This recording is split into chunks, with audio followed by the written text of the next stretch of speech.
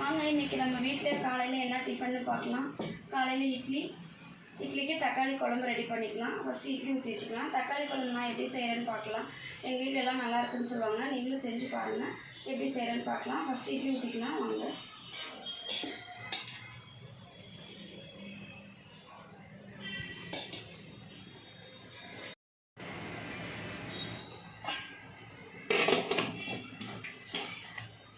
வாங்க இட்லி ரெடி ஆயிடுச்சு.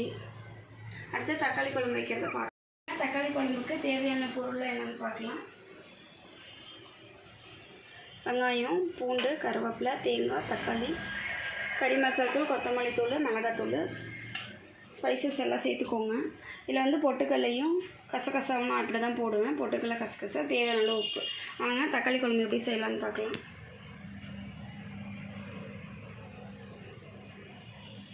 ஸ்பைசஸ்லாம் போட்டு முதல்ல வதக்கிக்கலாம். இதில் பாருங்கள், பட்டை, கிராம்பு, ஏலக்காய், சோம்பு போட்டிருக்கேன். அதை போட்டு முதல்ல நம்ம வதக்கிக்கலாம்.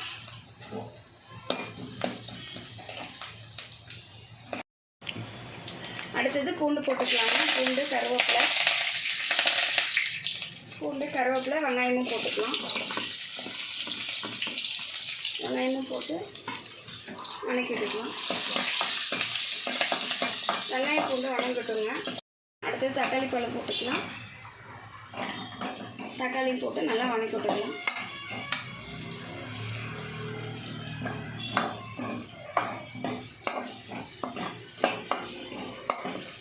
தக்காளி போட்டு நல்லா தக்காளி வதங்கட்டுங்க. உப்பு போட்டுக்கலாங்க தக்காளி வதங்கிறதுக்கு. வாங்க கறி மசாலா தூள், மிளகாத்தூள், கொத்தமல்லி தூள் எல்லாம் போட்டு வதக்கிக்கலாம். அப்படியே பொட்டுக்கல்ல, கசகசா அது ரெண்டும் போட்டுக்கலாம். போட்டுட்டு தேங்காவும் போட்டுக்கலாங்க. நான் எல்லாம் ஒன்றா போட்டுருவேன். தேங்காவும் போட்டு வதக்கிக்கலாம்.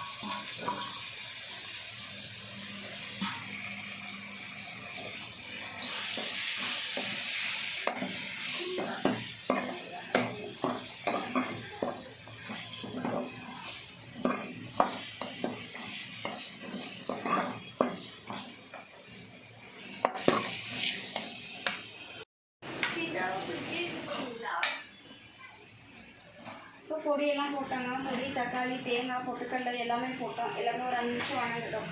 வதங்கினோடனே நம்ம ஆட்டுக்கடலை போட்டு அரைச்சிட்டு வந்துடும். வாங்க ஆட்டுக்கடலை போட்டு ஆட்டிக்கலாம்.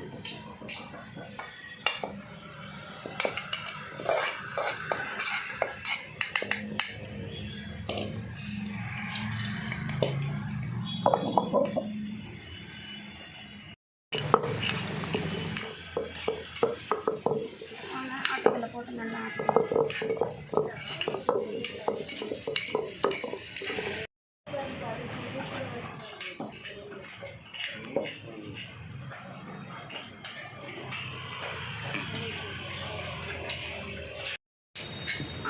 ஆட்டி குழம்பு வச்சதாங்க நல்லாயிருக்கும். ஆனால் நான் மிக்சியில் தான் அரைப்பேன். கைவெண்ணு தான் ஆட்டுக்கல்ல அரைப்பேன். இன்றைக்கி பசங்களுக்கு லீவு, சனிக்கிழமையா பசங்களுக்கு லீவு. சரி அதனால ஆட்டுக்கல் ஆட்டிடலாம். ஸ்கூல் டைம்லலாம் ஆட்டுக்கல் ஆட்ட டைம் இருக்காது. அதனால் மிக்சியில் தான் இருக்கும். அதனால் இன்றைக்கி ஆட்டுக்கல் ஆட்டி குழம்பு வச்சிடலாம்.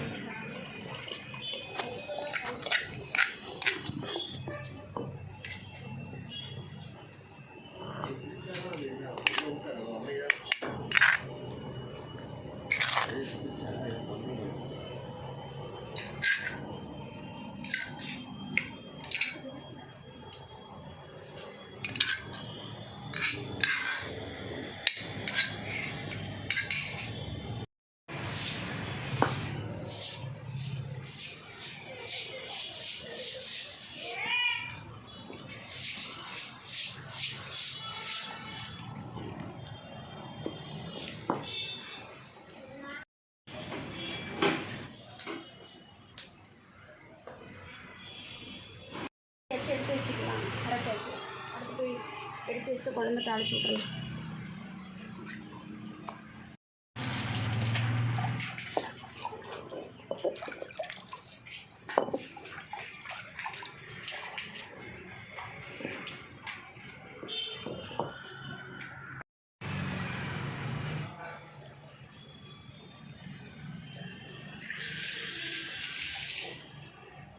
போட்டுக்கலாங்க. இப்போது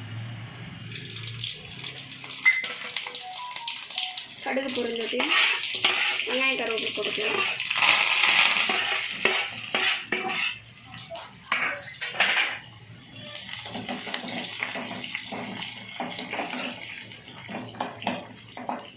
குழம்புக்கு தேவையான தண்ணி ஊற்றிக்குவோம்.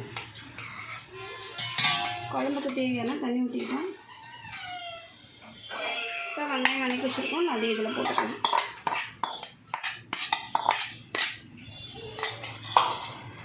இப்போ குழம்புல அடுப்பில் வச்சு கொதிக்கும். இப்போ தேவையான அளவு உப்பு போட்டுக்கலாம். அவ்வளோதாங்க. கொதி வந்துச்சுன்னா தக்காளி குழம்பு ரெடி ஆயிடுச்சு. இப்போ நீங்களும் செஞ்சு பாருங்கள், நல்லாயிருக்கும். எப்படி இருக்குன்னு பாருங்கள்.